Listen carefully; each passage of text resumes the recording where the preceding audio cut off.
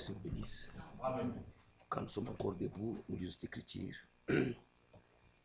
Nous lisons dans 1 Timothée chapitre 3, versets 14 et 15. Je t'écris ces choses avec l'espérance d'aller bientôt vers toi.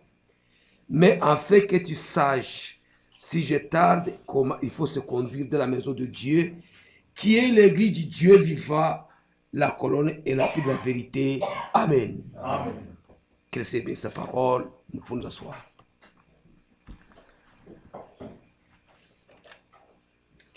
Comme on l'a commencé mardi, je voudrais que nous parlions toujours de l'établissement de toutes choses. De la même manière que Élie le prophète, Élie le Tishbite, il a été appelé et il a rétabli l'autel qui était renversé. Notre frère Branham a reçu un message, il a été le prophète de Matthieu 4, 5, 6, pour rétablir toutes choses. Mais comme nous l'avons vu, de la manière que Élie avait reçu 3 tâches, de oindre Élisée comme prophète, et qui devait rester à sa place, oindre Hazaël comme roi de Syrie, et oindre Jéhu comme roi sur Israël, nous avons vu que la réalisation de ces 3 tâches a été exécutée par 3 personnes différentes. Élie a oué seulement Élisée, Élisée a oué Hazaël, mais Jéhu a été oué par un fils de prophète. C'est-à-dire, c'est de la manière qu'aujourd'hui, on a eu Branham qui a reçu l'esprit d'Élie pour établir toutes choses, mais l'œuvre ne s'est pas arrêtée avec Branham, l'œuvre a continué avec Frank, avec le même esprit d'Élie. Élie est mort, mais l'esprit d'Élie vit encore. Amen. Et le même esprit n'est pas seulement sur Frank, le même esprit est sur tous les ministères d'Éphésiens 4 et 11. Amen. Donc tous les ministères doivent être loin du même esprit pour travailler au rétablissement de la parole de Dieu. Donc maintenant, moi mon sujet ce n'est pas pour parler de Frank ou de Branham, non. C'est parler des fils des prophètes, les ministères. Comme nous avons dit, les ministères sont un don de Dieu. C'est Dieu qui les donne. Amen. Et c'est pourquoi nous avons dit que comme c'est Dieu qui les donne, aucun homme ne peut ôter les ministères. Amen. Mais maintenant, il y a un élément important que je voudrais que nous puissions cibler aujourd'hui. Vous savez, mon frère, le ministère, c'est une très grande responsabilité. Une grande responsabilité, au point que Frère Branham lui disait que le ministère a des grandes responsabilités puisqu'il est président de l'Amérique. C'est une grande responsabilité. Amener les gens au ciel, c'est une très grande responsabilité. Et cette responsabilité, tu consistes à tailler une épouse pour le Seigneur. Chercher une épouse pour le Seigneur. C'est une grande responsabilité parce qu'il est écrit dans Ephésiens chapitre 5, verset 27, que le Seigneur attend à voir une épouse sans tache, ni ride, ni rien de semblable, mais sainte et irréprochable. Donc vous comprenez cette responsabilité que les ministres ont, cette responsabilité tellement grande, de sorte que Dieu a aussi, il a mis des garde-fous.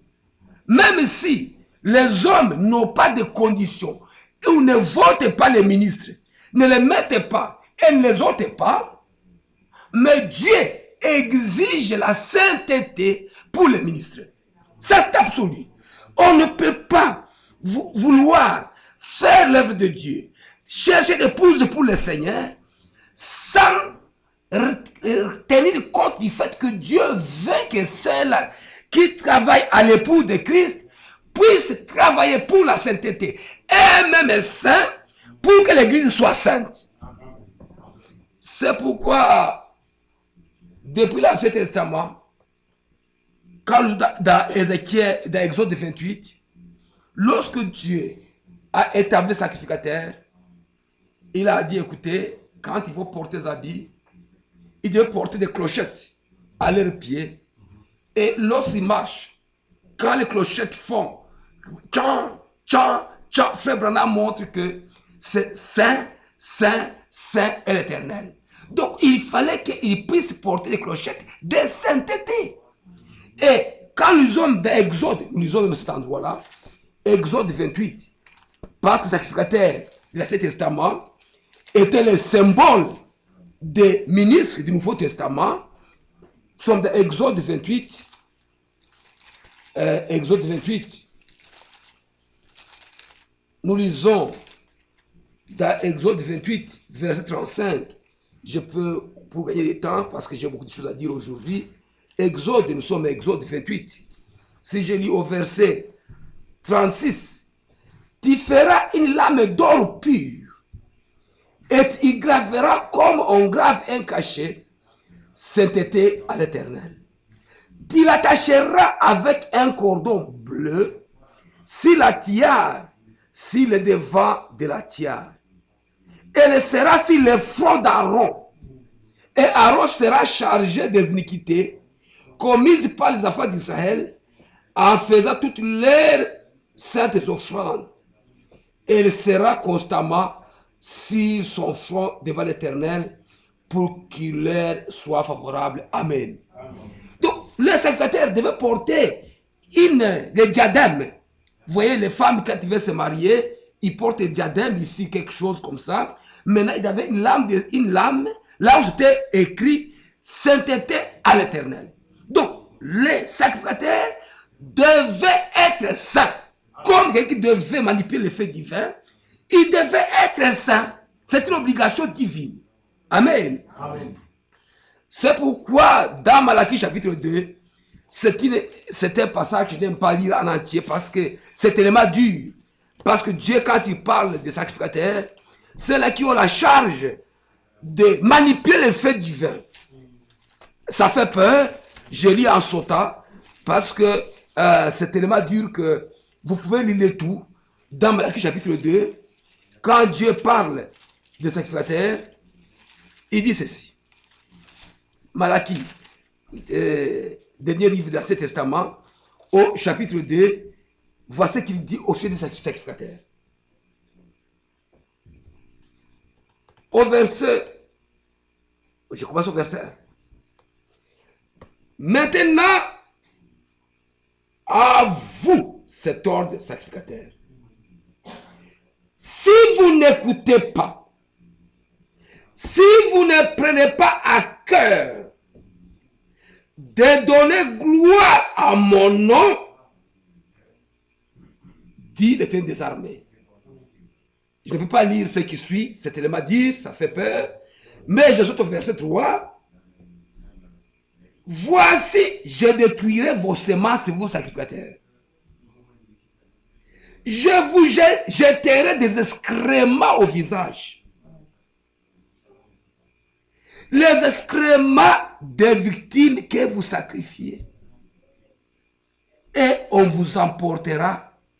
Et on vous apportera avec eux.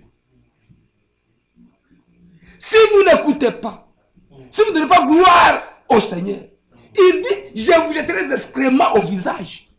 Frère, est-ce que vous comprenez ça, ce que ça signifie? Il vous jettera des excréments au visage. Ça me concerne, moi. Je suis compris. Moi-même, je suis concerné. Dieu dit, il me jettera des excréments au visage. C'est tellement... Ce qui présente, je ne sais pas le lire. Parce que ça fait peur. Et il continue en disant, au verset 7, je suis au verset 7. Car les lèvres du sacrificateur doivent garder la science. Et c'est à sa bouche qu'on demande la loi. Parce qu'il est un envoyé de l'Éternel des armées.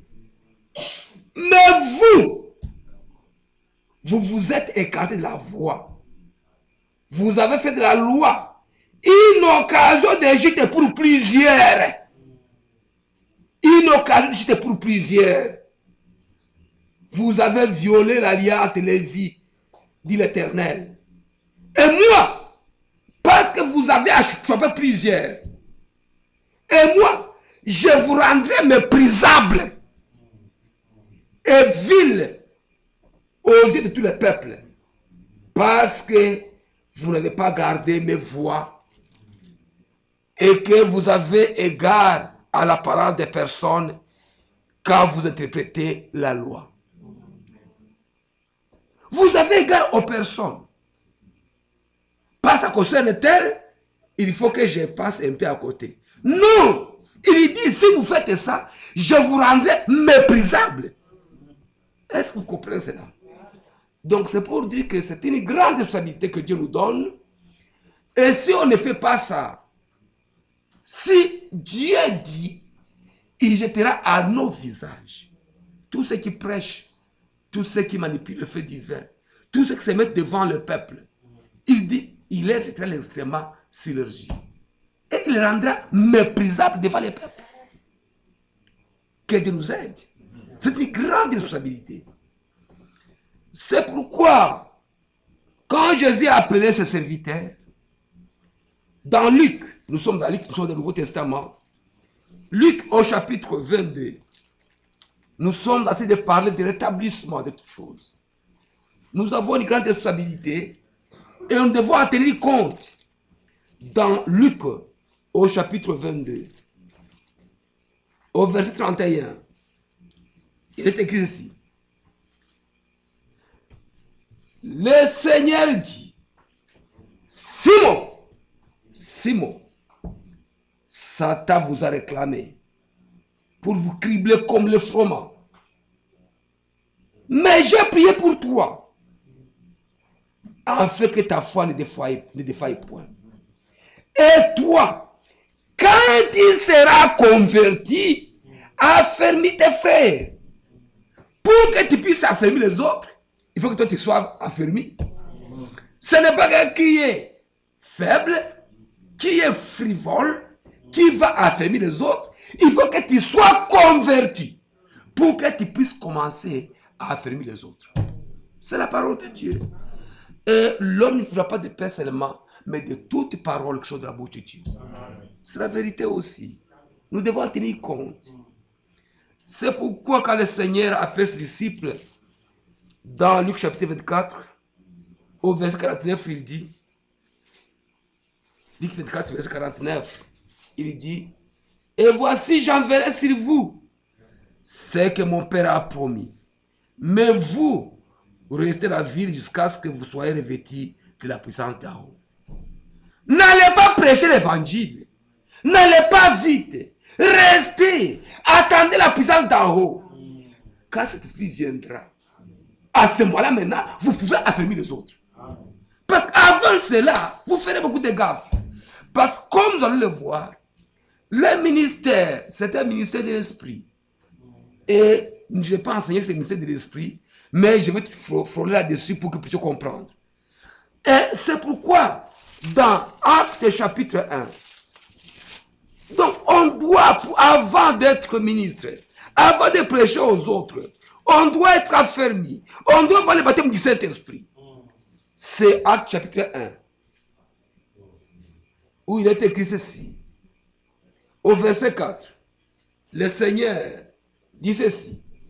Comme il se trouvait avec eux, il leur recommanda de ne pas s'éloigner de Jérusalem, mais d'attendre ce que le Père avait promis. Ce que je vous ai annoncé, leur dit-il. Car j'ai baptisé d'eau, mais vous, dans peu de jours, vous serez baptisés du Saint-Esprit. Au verset 8. Mais vous recevrez une puissance. Le Saint-Esprit viendra sur vous. Et vous serez mes témoins à Jérusalem, dans toute la Judée, dans la Samarie, jusqu'aux extrémités de la terre, même à Bruxelles. Donc, il faut avoir le baptême du Saint-Esprit pour pouvoir témoigner du royaume de Dieu. C'est la condition. C'est vrai, nous n'avons rien à dire si le ministère, parce que Dieu qui les a établis. Mais Dieu aussi a à dire. Et c'est Dieu qui parle. Et on doit faire cela.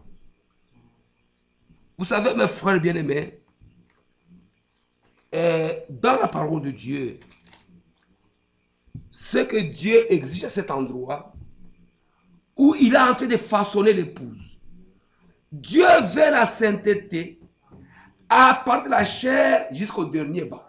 Amen. Et vous savez que le sacrificateur devait aller devant les peuples. Même quand on devait traverser le Jourdain, le sacrificateur devait être devant, très loin. Après eux, il y avait une grande distance. Et il y avait les chantres. Les chantres. Et puis une grande distance. Et puis les peuples. C'est pourquoi, mes frères, toute personne qui se met debout dans l'église, qui puisse faire chanter, qui puisse faire passer les paniers, qui puisse interpréter, doit mener une vie de sainteté. Parce que les visiteurs qui arrivent, lui ne connaît pas qui est quoi. Tout le monde qui se met debout, on l'appelle le pasteur. Et c'est pourquoi, mon frère, la sainteté est exigée à tous ceux-là qui se mettent debout dans l'église.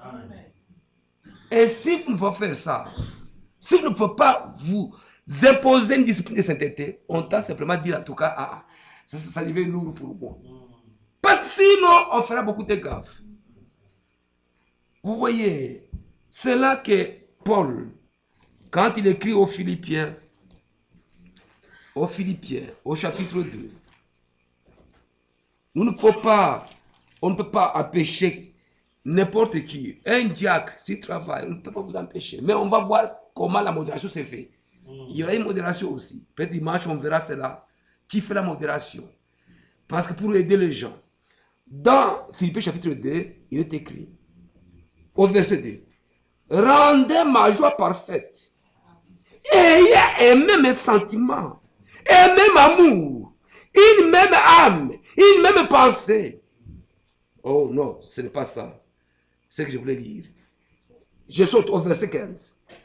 Afin que vous soyez irréprochables et purs. Vous êtes purs. Des enfants de Dieu irrépréhensibles. Au milieu d'une génération perverse et corrompue. Parmi laquelle vous brillez comme des flambeaux dans le monde. Portant la parole de la vie. Et je pourrais me glorifier au jour de Christ de n'avoir pas couru en vain ni travaillé en vain. En tant que porteur de la parole, les fils des prophètes sont porteurs de la parole. Comme porteurs de la parole de vie. Il faut que cette vie soit en vous.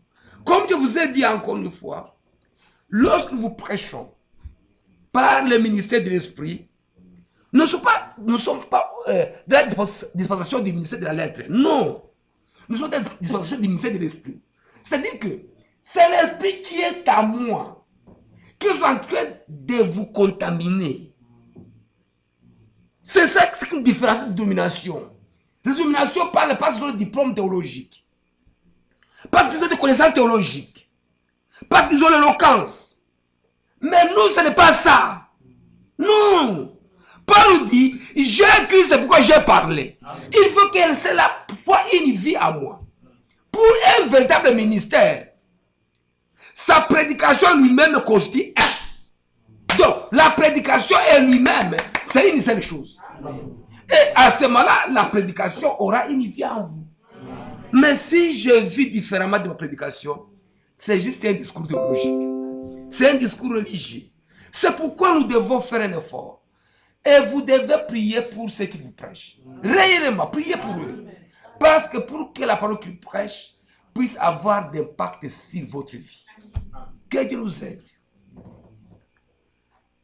C'est vrai. Vous savez, je n'ai pas vu ici, là où les gens vendent, disons, des paniers d'oranges, généralement, ils mettent au-dessus les grosses oranges pour montrer aux gens qu'ils sont des oranges de qualité. N'est-ce pas? Comme échantillon, c'est qu'on montre.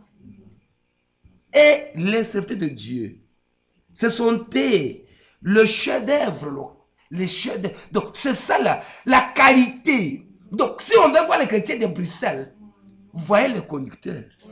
Ce sont eux que Dieu a placés devant les autres. Quand on voit leur vie, on dit alors, les chrétiens de Bruxelles sont des chrétiens. Donc, c'est nous qui sommes l'échantillon. Et moi, je dois vivre une vie de sorte que quand on me voit, qu'on dise, alors c'est ça Goma. C'est ça. Pas par les paroles, mais même par une vie chrétienne. Je dois témoigner de la couleur de notre église comme étant une personne qui conduit un peuple.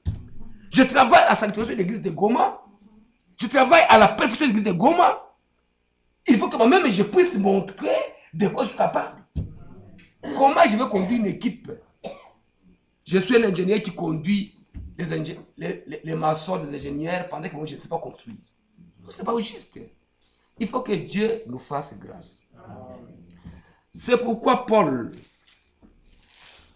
dans 1 Corinthiens, chapitre 11, 1 Corinthiens chapitre 11, au verset 1, il pouvait dire, soyez mes imitateurs, comme je suis moi-même de Christ. Soyez mes imitateurs. Frère, nous devons faire un effort. De sorte que je me mette. Je dis à Goma, je dis franchement à Goma, je dis, je ne mens pas. Je sais qu'il y a des gens qui me suivent, même en ligne. Je dis que mon effort, c'est que je puisse parler comme Paul. Vous, église de Goma, soyez mes imitateurs. Et nous devons aspirer à cela. Que les peuples soient nos imitateurs. C'est vrai. Nous devons arriver à ce niveau. Nous devons arriver à ce niveau. Pour dire, soyez nos imitateurs. Nous devons arriver à ce niveau. C'est dur, mais c'est la vérité. Même si moi aussi, je ne suis pas digne. Mais je dois être à mesure de parler comme Paul. Paul était un homme de la même nature que nous. Il ne venait pas du ciel. C'était un homme de l'homme et de la femme. Mais il peut dire, soyez mes imitateurs. Comme je suis moi-même de Christ. Amen. Dans 1 Corinthiens 4, 1 Corinthiens 4, il dit ceci. Le même Paul, 1 Corinthiens 4, au verset 14 à 16.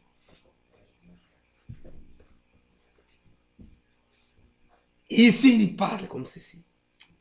Ce n'est pas pour vous faire honte que j'écris ces choses. Mais je vous avertis comme mes enfants bien-aimés. Mes enfants. Car, quand vous auriez 10 000 maîtres en Christ, vous n'avez cependant pas plusieurs pères. Puisque c'est moi qui vous ai engendré en Jésus-Christ par l'évangile. Je vous ai engendré. C'est moi qui vous ai amené à Christ. C'est moi qui vous ai baptisé. C'est moi qui vous ai encadré. D'accord. Maintenant, il dit, verset 16, je vous ai conduit donc. Soyez mes imitateurs. Si vous nous avez conduits à Christ, si vous nous prêchez la parole, dites aussi comme Paul, soyez mes imitateurs. Nous devons être encouragés. C'est vrai, c'est difficile de le dire, mais c'est la vérité. Cette parole a été écrite.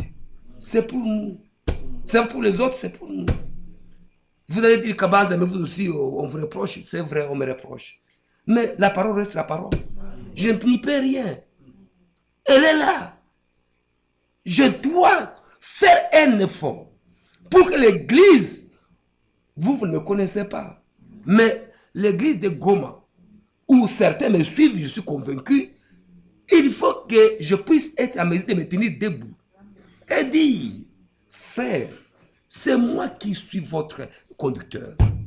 Je vous ai amené à Christ. Vous avez écrit par ma prédication. Les temps difficiles, je vous ai conduit. Mais que je dise aussi, soyez mes imitateurs. Frère Branham disait, nous devons nous garder 3 choses. De ne pas mal placer la parole, de ne pas mal fixer la parole, et de ne pas mal interpréter la parole, de ne pas mal placer la parole, et de ne pas disloquer la parole. Mal placer la parole, c'est placer la parole là où elle ne doit pas être. On ne doit pas interpréter la parole. Et on ne doit pas la découper, la disloquer. Le Paul qui dit, je suis votre père, il dit aussi, soyez mes imitateurs. Ne laissez pas cette partie-là. Non, non, cette partie, vous la laissez où? Vous la laissez où? Nous devons être courageux, même si se dire, vous allez dire, ah, est-ce que vraiment ces gens peuvent dire ça? Oui, mais nous devons nous aspirer à cela. Nous devons vouloir faire cela. Amen. Dans 1 Thessaloniciens. 1 Thessaloniciens. Que Dieu nous fasse grâce, nous voulons l'établissement. Nous voulons partir à l'enlèvement. Si nous voulons partir à l'enlèvement, il faut quand même que nous puissions tenir compte de tout ça. 1 Thessaloniciens chapitre 1. Je lis au verset 6 à 7. Vous savez, mes frères, quelqu'un peut dire à son cœur, frère Freddy, toi aussi tu parles comme ça, c'est toi qui peux dire. Frère, je peux vous dire, c'est vrai, je lutte, mais je peux vous dire avec certitude que moi j'irai. Je vous dis la vérité. Moi j'irai. Ça, je vous dis, avec certitude, ce n'est pas une illusion, ce n'est plus une prétention. Je peux vous dire, même si je ne suis pas encore parvenu, mais je vous atteste que moi j'irai. Et je peux dire, avec peut-être un peu d'hésitation, mais je peux le dire. À Goma, je peux le dire. Soyez mes imitateurs. C'est vrai. Nous devons être conscients de ce que nous sommes. Nous devons être certains de ce que nous sommes. Dans Ephésiens chapitre 1, verset 6. Et vous-même, vous avez été mes imitateurs et ceux du Seigneur, en recevant la parole au milieu de beaucoup de tribulations, avec la joie de cet esprit. En sorte que vous êtes devenus aussi un modèle pour tous les croyants de la Macédoine et de la Caïe. Ah, vous êtes devenus mes imitateurs, mais vous aussi, vous êtes devenus des modèles aussi. D'abord, vous imitez moi, et puis vous aussi vous devenez des modèles pour les autres. Nous devons être des modèles, des flambeaux. Au travail, nous sommes différents des autres. Les voisins, nous sommes différents des autres. Les maris, nous sommes des meilleurs maris. Des épouses, des meilleures épouses. Un modèle pour les autres croyants. C'est vrai. C'est pourquoi Paul pouvait exhorter à Timothée, comme au conducteur de Bruxelles, tous les conducteurs. Et ce que je dis ici, c'est valable. Même pour celui qui chante. Même pour celui qui fait passer les paniers. Il doit. Parce que toute personne qui se met debout dans l'église, doit avoir une vie sans reproche. Ça, il faut comprendre. Parce que quand il y a un, ça ne va pas dans notre vie, nous sommes en train de construire un obstacle à l'avancement de l'œuvre de Dieu. C'est pourquoi il faut que Dieu nous fasse grâce et prier beaucoup pour les serviteurs pour que leur vie puisse construire un véritable modèle. Dans 1 Timothée, Paul exhorte. Oui, je dis encore une fois, les ministères ont été passés par Dieu lui-même. Et personne ne peut les déposer. Mais Dieu a aussi parlé. Il a dit aussi. Amen. Nous devons prendre toute la parole. Dans 1 Timothée, chapitre 4, verset 12, il dit ceci. Que personne ne méprise. Comment ce verset 11? Déclare ces choses et enseigne-les. Déclare ces choses et enseigne-les. Ces choses. Que personne ne méprise ta jeunesse. Mais sois un modèle. Suivez maintenant. Sois un modèle pour les fidèles en parole. Amen. Amen. En conduite. En charité. En foi. Et impureté. Sois un modèle. Sois un modèle. Pas seulement de la prédication, mais sois un modèle en parole, en conduite, en charité, en foi et en pureté. Cette parole, elle est dure, mais elle est adressée à nous tous. Amen. Elle est dure. Mais elle m'exige, moi, d'être le modèle aussi en pureté, en conduite, en foi.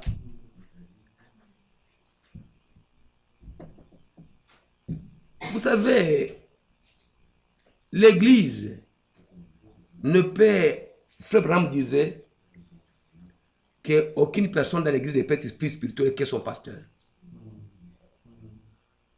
Si le conducteur ne prie pas, il ne sait pas ni prier, ni gêner, ni quoi, l'Église ne le fera pas non plus.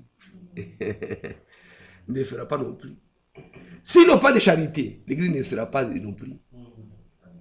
Donc il faut que Dieu nous fasse grâce pour comprendre que c'est nous qui devons imprimer une conduite dans l'Église. Nous devons comprendre cela. C'est une grande responsabilité. Je toujours dis, on ferait mieux de n'avoir pas été, mais lorsqu'on est déjà dedans, vous êtes obligés. Et il continue. Et au verset 16. Veille sur toi-même et sur ton enseignement. Persévère dans ces choses. Car en agissant ainsi, tu te sauveras toi-même et tu sauveras ceux qui t'écoutent. Tu te sauveras toi-même. Frère, à quoi vous servirez si je peux vous caresser? Je suis capable de vous caresser. Mais si je vous caresse, je vous cajole, ça vous servira à quoi? Ce qui est important que je vous dise la vérité, pour que vous puissiez prier le Seigneur, pour que Dieu nous fasse grâce nous tous, que personne ne puisse manquer à l'enlèvement. En suivant cela, tu te sauveras toi-même. Je me sauverai moi-même et je sauverai ceux qui m'écoutent. Et c'est pourquoi, dans Tite au chapitre 2, Tite au chapitre 2, au verset 6,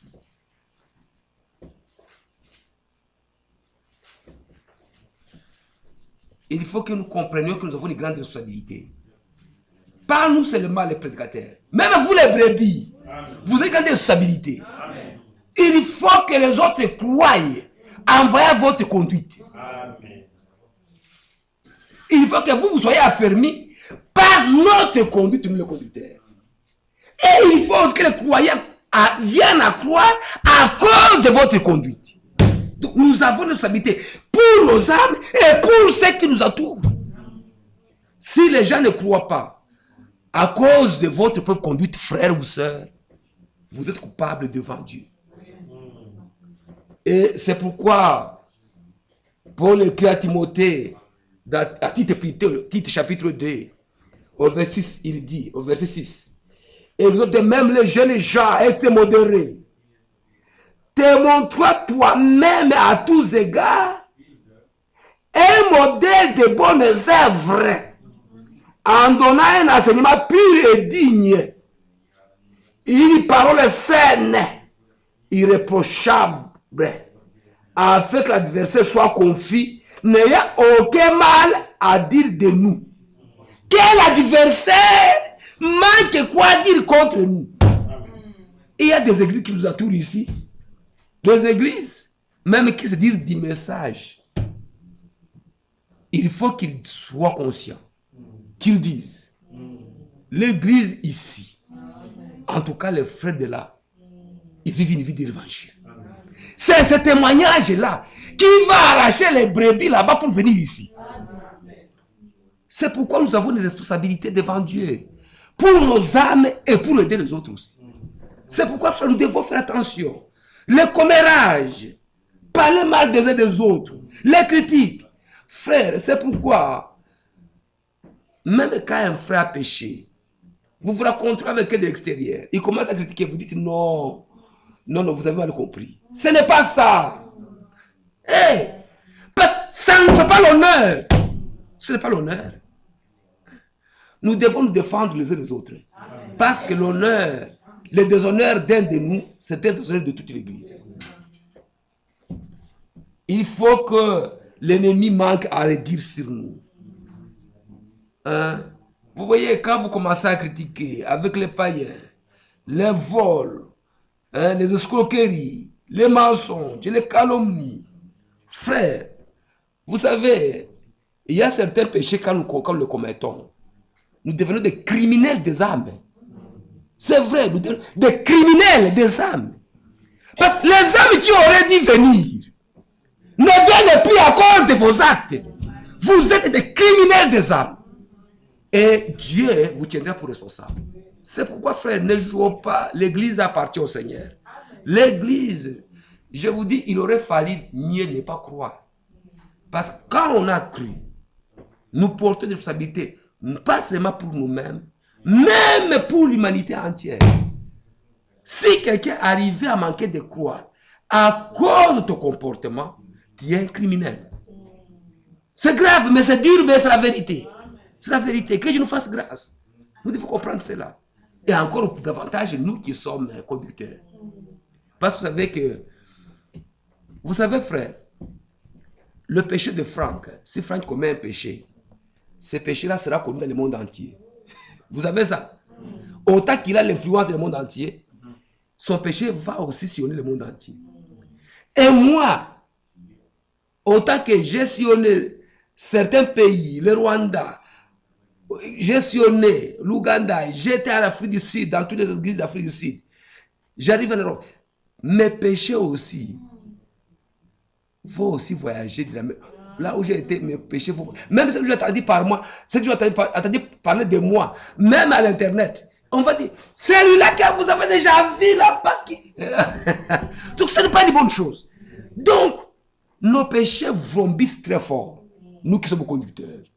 Et c'est pourquoi nous devons faire tout.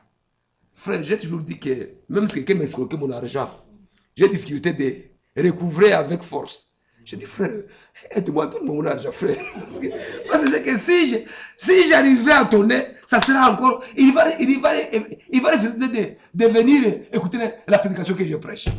Vous voyez, je suis un auditeur de comptes, un auditeur des entreprises. Alors, je suis même responsable, directeur de cette. On m'a demandé un jour, il y avait un audit. On avait volé l'entreprise. J'ai dit oui, je vais signer le contrat, mais moi je ne viendrai pas dans cette mission-là. Parce que si un frère est directeur d'une maison, j'ai fait un contrôle, je trouve qu'il a volé réellement. Et que je fasse la peau qu'il a volé, je vous dis désormais, sa femme ne me donnera plus de foufou. Parce que pour elle, ça devient individuel. C'est pourquoi je dis non. Moi, je donne d'autres auditeurs qui fassent ça, mais moi, je prends distance. C'est l'argent, je m'en fous. Mais, parce que même ces païens-là, demain, je vais les prêcher.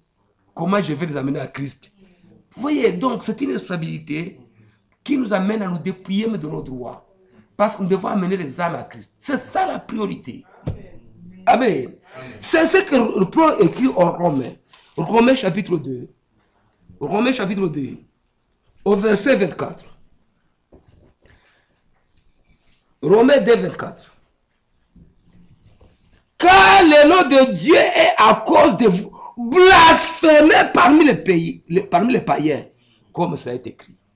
À cause de vous, le nom de Dieu est blasphémé. Il est blasphémé. Mes soeurs, laissez-moi vous dire ceci. C'est avec amour que je vous parle. Ce message nous appelle à la sainteté. Sainteté dans notre langage. Sainteté dans nos habillements. C'est vrai. Nos habillements. Sainteté dans nos maquillages. On ne peut pas ressembler à tout le monde. Non. C'est hier que je disais à un ami. Je dis, écoutez, si vous sortez ici, vous trouvez les rois en train de circuler avec une culotte encinglée. Vous allez dire quoi? Tout le monde vous dit, c'est quoi? Est-ce que notre roi, est-ce qu'il y a un serpent dans la tête? Mais quel péché il a fait? Mais parce que sa dignité n'est pas compatible avec la culotte. Amen. Sa dignité n'est pas compatible avec la culotte. S'il y a un stade ici à Bruxelles, vous trouvez les rois venir. Lorsqu'à Belgique marque, tout le monde va dire, c'est pas possible. Les rois, qu'est-ce qu'il ne va pas? Non, il va dire. C'est un homme comme tous les autres, mais il va dire. Mais pourquoi? Parce que sa dignité ne l'amène pas, ne l'autorise pas à faire n'importe quoi. Et nous sommes les enfants du roi, des grands rois. Nous avons une dignité que nous devons préserver. Comment une femme chrétienne va ressembler aux autres? Ressembler aux autres? Non. Même une femme prostituée, quand elle va au bar, elle choisit un habit qui va attirer les hommes facilement. Je pense. Elle ne prend pas n'importe quel habit. Une femme prostituée, elle choisit un habillement qui va attirer les hommes. Maintenant, une chrétienne, comment elle n'a pas d'intelligence pour savoir que ma dignité, en tant que chrétienne, qui va au ciel, je peux porter des habits qu'on appelle sexy. Le mot sexy, c'est un mot français. Mais j'ai toujours demandé, sauf demander dans nos langues de chez nous, parler le swahili, l'habit sexy traduisez. Ou à lingala, habit sexy, ça sera quoi? Oui, ce n'est pas normal. Nous avons une dignité très grande. Et nos habillements, notre accoutrement, tout notre être doit être vraiment à la hauteur de la dignité des enfants de Dieu. Amen. C'est pourquoi, mes frères, quand le 2 Corinthiens, chapitre 6, les ministres de l'évangile doivent mener une vie de sainteté. Dans 2 Corinthiens, chapitre 6, au verset 1 à 4. 2 Corinthiens 6, verset 1 à 4. Puisque nous travaillons avec Dieu, nous vous exhortons à ne pas recevoir la grâce de Dieu en vain. Nous ne sommes pas déjà qui prêchons la grâce infinie. Non. Non. Ne recevez pas la grâce de Dieu en vain. Car il dit, au temps convenable, je t'ai exaucé. Au jour du salut, je t'ai secouru. Voici maintenant l'état favorable. Voici maintenant le jour du salut. Nous ne donnons aucun sujet de scandale à quoi que ce soit, afin que le ministère ne soit pas un objet de blâme. Amen. Nous protégeons le ministère. Mes frères, je vais vous dire ceci. Vous tous qui aspirez à prêcher, le ministère est très fragile. Très fragile. Très fragile. Je disais à une des ministres que nous tenons chaque premier lundi du mois. Nous tenons une réunion des ministres chaque premier lundi du mois. Les ministres qui viennent à un rayon de 100 km de Goma. Après avoir suivi la connexion de Krefeld, le lundi, on a réunion.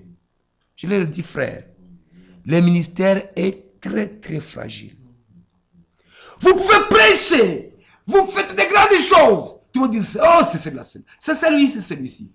Quand vous faites simplement une faute, frère, ça tombe à un niveau, vous n'avez pas d'idée. C'est pourquoi le ministère est très fragile. Nous devons maintenant les protéger. Les protéger pour qu'ils puissent continuer à servir les gens.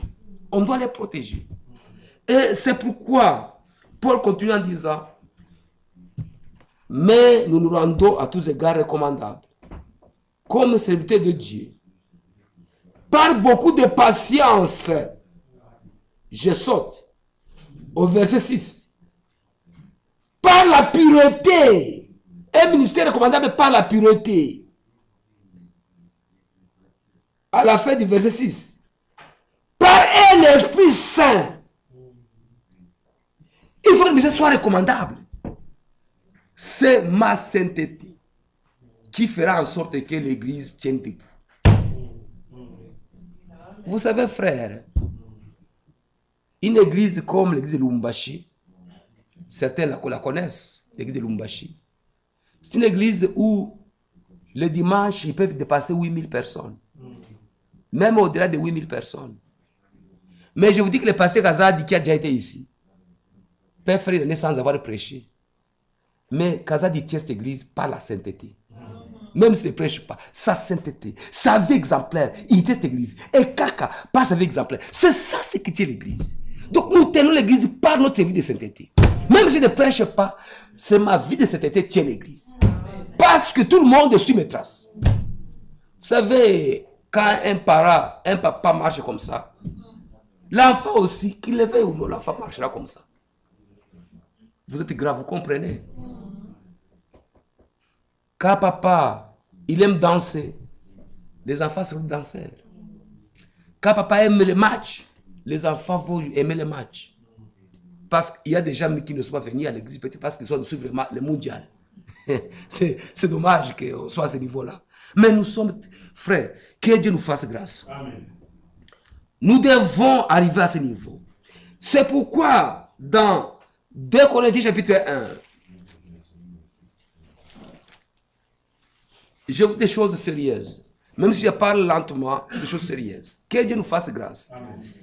Nous avons besoin que l'église de Bruxelles puisse aller vraiment de l'avant.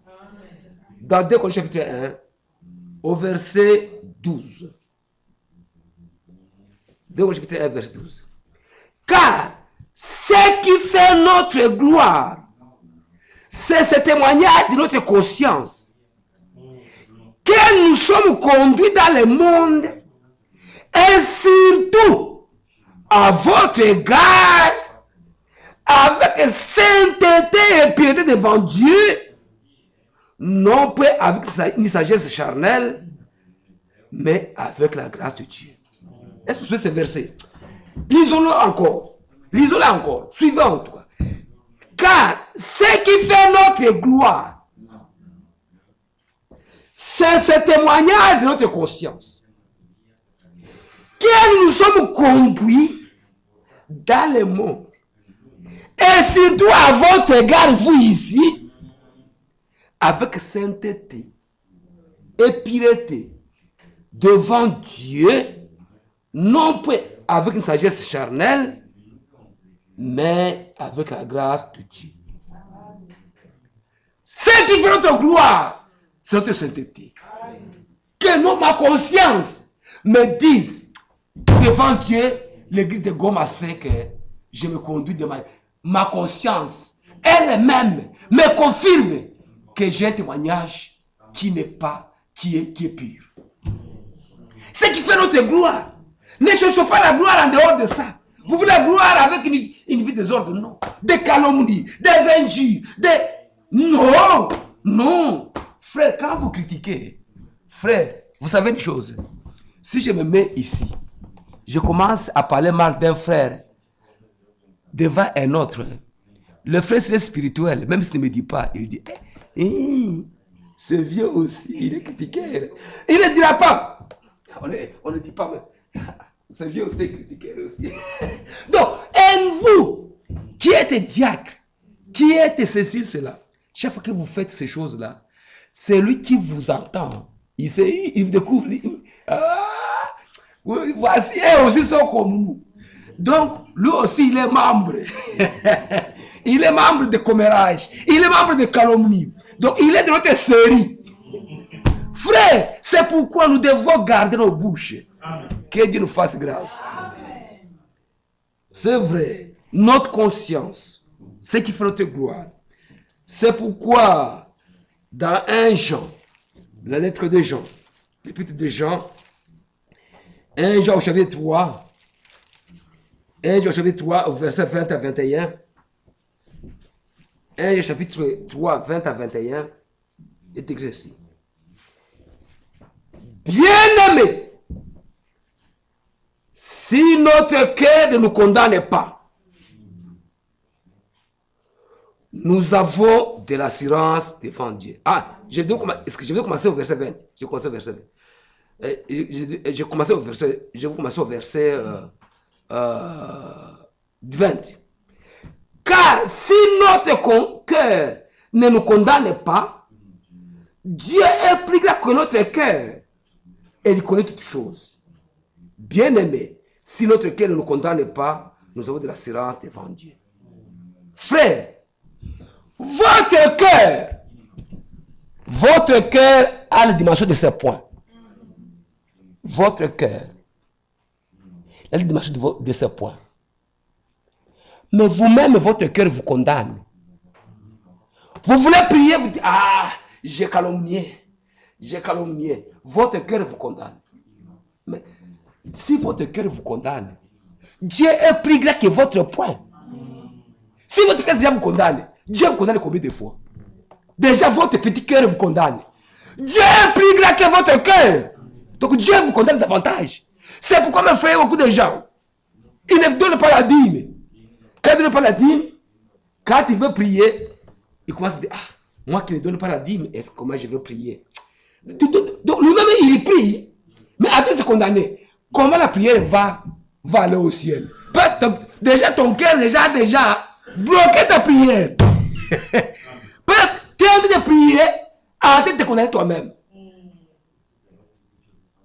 Tu n'aimes pas ta femme. Tu l'arroses. Tu veux prier. Ah, je prie quoi pendant que je rose ma femme? À ton cœur, donc tu es en train de parler avec la bouche, de parler avec Dieu, mais ton cœur est en train de te condamner. Comment ta prière va arriver? Tu es une femme insoumise. Une femme vraiment. Il y a des femmes, je vous l'assure, il y a des femmes. Je suis un ancien. Quand j'ai commencé, je faisais des collèges depuis 87. J'ai fait des collèges depuis 87. Je vous dis, il y a des femmes. Je vous l'assure, c'est pas on s'était. Bon, il y a des foyers qui sont en paix. Seulement parce que l'homme dit, bon, après tout, bon, si je continue à suivre cette femme, en tout cas, je risque de construire l'obstacle à ma prière. Alors, je préfère, bon, laisse-moi comme ça. Bon, c'est comme ça qu'il est. On enlève. Donc, cette paix-là, ce n'est pas une paix parce que vous marchez bien, mais parce que pour que nous puissions encore avancer. Bon, on vous laisse comme ça. Mais cette paix n'est pas une paix qui vient de Dieu. Il y a des femmes de ce genre-là. Mais tu es une femme qui vient, tu dis, bon, prions, tu pries, Seigneur, aide-moi, envoie les dons dans l'église. Les dons, pourquoi faire? Mais ton cœur dit, mais moi, je ne suis pas soumise. Hein. Mon mari, il est rentré. Toi, tu es dans la terre. Donne-moi à manger. Non! Tu dois acheter à manger toi-même. Bon, tu vois, une femme, bon, son cœur lui-même, même quand elle va prier, elle sent que son cœur d'abord la condamne. Alors, maintenant, sa prière va aller où? Non, elle est bloquée par elle-même. Sa propre conscience la condamne et Dieu la condamne davantage. C'est pourquoi, mes frères, que Dieu nous fasse grâce, que nous puissions. C'est pourquoi, mes frères, il faut une repentance sincère. Une repentance sincère qui vient du fond du cœur. Jean-Baptiste disait, dans Matthieu 3, verset 8, se repentir ou confesser, c'est bon. Mais ce n'est pas suffisant. Laissez-moi vous dire ceci, je vais vous surprendre. Même se repentir, dire, pardonne-moi, ce n'est pas suffisant. Mais venir ici, pardonne-moi, ce n'est pas suffisant. Jean-Baptiste disait, produisez les fruits de la repentance. Ce n'est pas dire pardonnez-moi qui suffit, non. Pardonnez, d'accord. Mais maintenant, produisez les fruits dignes de repentance. Il faut produire. Non, il a demandé pardon, frère. Il a demandé pardon, d'accord. Mais maintenant, où sont les fruits de la repentance? Vous savez, frère, beaucoup de gens ne se repentent pas. Parce que, vous savez une chose, quelqu'un a cherché, parce qu'on veut la gloire, on trouve qu'on est humilié. La repentance n'humilie pas un homme. Ça l'élève. Et je préfère t'humilier devant les hommes, mais que Dieu m'élève. Vous voyez, quelqu'un essaie de définir ce que c'est l'orgueil. Il a défini l'orgueil comme ça. Il dit, si tu cherches une vaine gloire, tu es orgueilleux. Si tu as un esprit de grandeur, tu te vois grand, tu es orgueilleux. Si tu ne respectes pas les autres, c'est moi, en dehors de moi, il n'y a rien. Tu es orgueilleux. Si tu n'aimes pas être corrigé, tu es orgueilleux. Si tu as difficulté à présenter des excuses, dans ton vocabulaire, dire excuse-moi, pardonne-moi, je suis désolé. Dans ton vocabulaire, ce mot n'existe pas. Tu es orgueilleux. Tu es orgueilleux. Tu peux chanter, mais tu es orgueilleux. Si tu as des difficultés à apprécier les autres, apprécier un frère, apprécier une soeur, tu es orgueilleux. Si tu te fâches parce que ton conseil n'a pas été pris en compte, tu as donné un conseil, mais j'ai conseillé ces gens, ils n'ont pas pris en compte. Tu te fâches parce qu'on n'a pas pris en compte. Tu es orgueilleux. Il y a beaucoup d'orgueilleux. Quand on donne un conseil, on peut ne pas le prendre. Toute personne qui cherche une vraie gloire, il est orgueilleux. Un esprit grandeur, il est orgueilleux. Qui ne respecte pas les autres, il est orgueilleux. Qui n'est pas été corrigé, il est orgueilleux. Quelqu'un qui ne peut pas dire pardonne-moi, il est orgueilleux.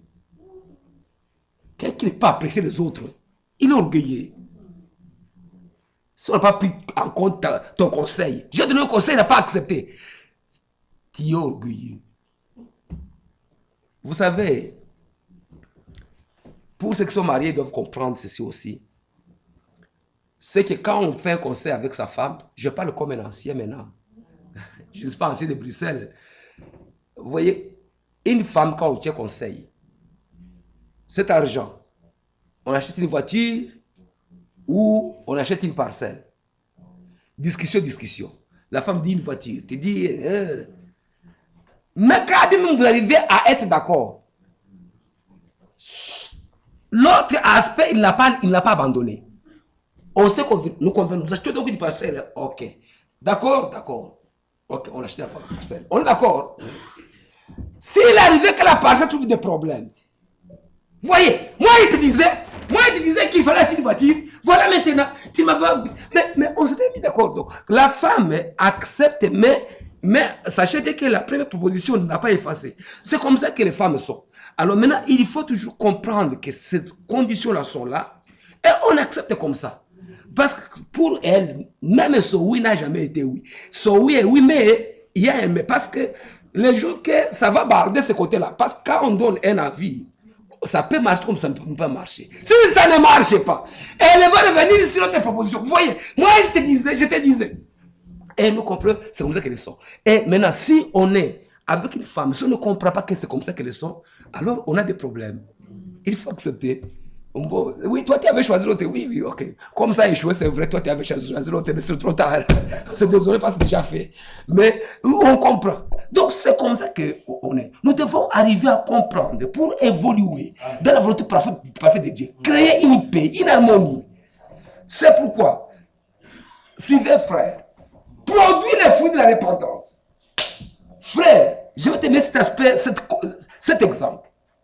Vous savez que Saul était... Saul, qu'est-ce qu'il était? Saul avait participé à l'assassinat d'Étienne. Vous savez ça? Acte 8, verset 1. Nous lisons vite et puis je termine parce que... Acte 8. Acte 8. Ça c'est très important. Ça je vous dis, suivez ça. C'est très important. Parce que je ne vous dirai pas, il est venu dimanche. Notez ça une fois pour toutes. Saul avait approuvé les meurtres d'Étienne. C'est 8, verset 1. Verset 3. À verset 4 et verset 3. Saul, de son côté, ravageait l'église, pénétra dans les maisons et en arrachant les hommes et femmes, il les faisait mais jeter en prison. Saul faisait cela. Est-ce que vous comprenez cela? Il tuait les chrétiens.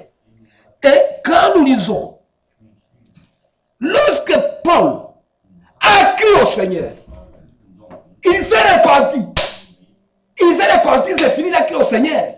Quand on croit au Seigneur, tout ce qu'on avait fait auparavant, le Seigneur a jeté dans la mer de l'oubli. Maintenant, mes frères, mais Paul, comme il s'était déjà repenti, Mais suivez maintenant. Pour montrer qu'il doit produire le fruit de la repentance. Dans Acte 22, Acte 22, voici. Acte 22, lorsque Paul fait ce discours, tout ce discours, pour montrer qu'il regrette ce qu'il avait commis, pour montrer qu'il regrettait ce qu'il avait commis, Acte 22, nous lisons au verset 1. Vous vous suivez? Ça, c'est un discours. Oh mes frères et pères, écoutez ce que j'ai maintenant à vous dire dans ma défense. Lorsque s'entendit qu'il leur parlait en langue hébraïque, ils redoublèrent de silence.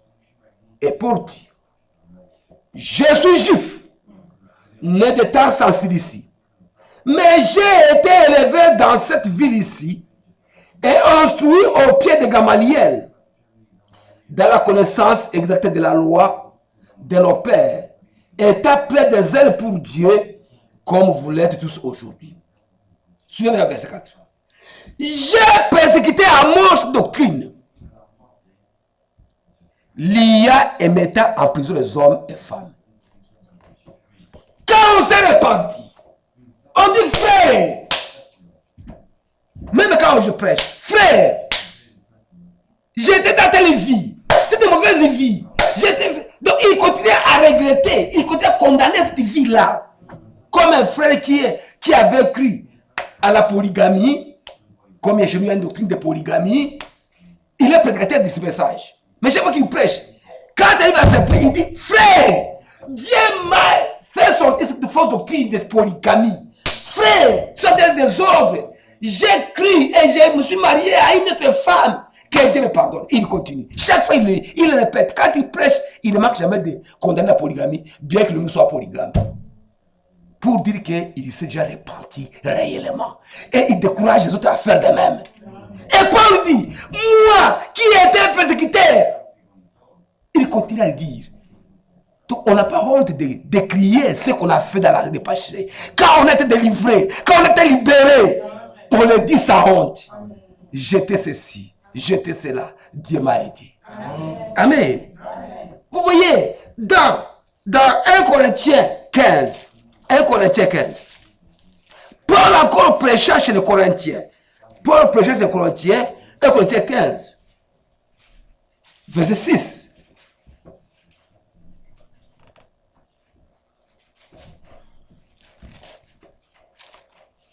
En fait, je peux commencer au verset 3.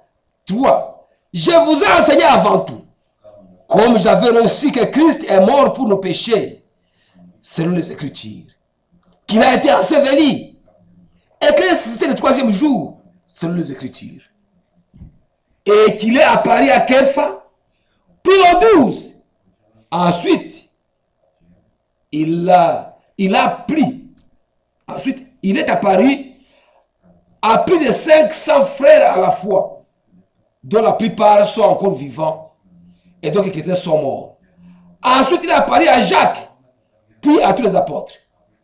Après tous, suivez maintenant, après tous, il m'est aussi apparu à moi comme à l'avorton. Moi, car je suis le moindre des apôtres, je ne suis pas digne d'être appelé apôtre parce que j'ai persécuté l'Église de Dieu. Je suis indigne, moi. Je suis indigne. Il répétait pour dire qu'il n'est plus celui qui était auparavant. Donc, lorsqu'on confesse une chose, lorsqu'on ne sait pas d'une chose, quand on la regrette, on n'a pas honte de continuer à la décrier. On n'a pas honte de la décrire. J'ai créé une division. Mais je regrette que Dieu m'ait permis de créer une division. Je regrette d'avoir. Je regrette. Amen. Amen. Paul pouvait le répéter. Paul peut regretter. J'ai lu aussi 1 Timothée. Quand il écrit à Timothée, 1 Timothée chapitre 1. 1 Timothée chapitre 1. Au verset 12 à 16. Est-ce que vous me suivez bien? Amen. Que Dieu vous bénisse. Si vous me suivez vraiment. Parce qu'il faut suivre. Vraiment, c'est très important de comprendre les choses correctement. 1 Corinthiens chapitre 1, verset 12. Je rends grâce à celui qui m'a fortifié, à Jésus-Christ notre Seigneur, de ce qu'il m'a jugé fidèle, en m'établissant dans le ministère. Moi qui étais auparavant un blasphémateur, un persécuteur, un homme violent, mais j'ai obtenu miséricorde parce que j'agissais dans l'ignorance, dans l'incrédulité. Et la grâce de notre Seigneur a surabondé avec la foi et la charité qui est en Jésus-Christ. Amen. Moi j'étais un blasphémateur. Lorsqu'on se répand, on regrette la vie passée. On n'a pas honte de dire ce qu'on était. Non, on n'a pas honte. On le présente. J'étais ça, Dieu m'a fait grâce. Et c'est comme ça, frère, que l'accepté de Dieu, il n'est pas quelque chose de l'arrogance. Lorsque quelqu'un tombe dans une faute, il ne doit pas être arrogant. On ne doit pas encore hausser les torses. Bomber les torses. Non, on doit s'humilier. Quand on bombe les torses pendant qu'on a commis un péché, frère, c'est un signe, c'est un mauvais signe. C'est un mauvais signe. On ne doit pas être arrogant pendant qu'on a commis. Non, non, non. On doit être humble, on doit s'humilier. On doit s'humilier. Je suis indigne. Je suis indigne. C'est pourquoi, mes frères, je vais vous dire ceci, frère. Dans l'œuvre de Dieu, Dieu, pour l'établissement de toutes choses, il a placé Élie, les prophètes. Mais l'esprit d'Élie n'est pas venu sur Branham seulement. Branham est mort. Mais l'esprit d'Élie subsiste encore. C'est pourquoi il a été dit à Branham, ton message prépare la seconde venue du Seigneur. Et c'est le message. Donc l'esprit d'Élie est encore à l'œuvre. Le même esprit travaille sur Franck. C'est le même esprit d'Élie. Et c'est le même esprit d'Élie qui travaille dans le monde entier. À travers les serviteurs de Dieu. C'est le même esprit. Mais, pour que le ministère puisse continuer, frère, le ministère, c'est la confiance. C'est la confiance. Si je peux être ici, c'est parce que vous m'avez fait confiance. Si la confiance tombe, je ne suis plus utile. C'est là que Jésus a dit que vous êtes le sel de la terre. Mais si le sel perdait sa saveur, il ne sert plus à rien que d'être jeté. C'est comme qu'il a écrit. Si le sel, nous sommes le sel de la terre, mais si le sel perdait sa saveur, il ne sert plus qu'à être jeté. C'est pas moi qui le dis, c'est le Seigneur qui l'a dit. Et c'est pourquoi je termine avec ce verset de Actes 24, 16. Actes 24, 16. Prenez ces choses au sérieux.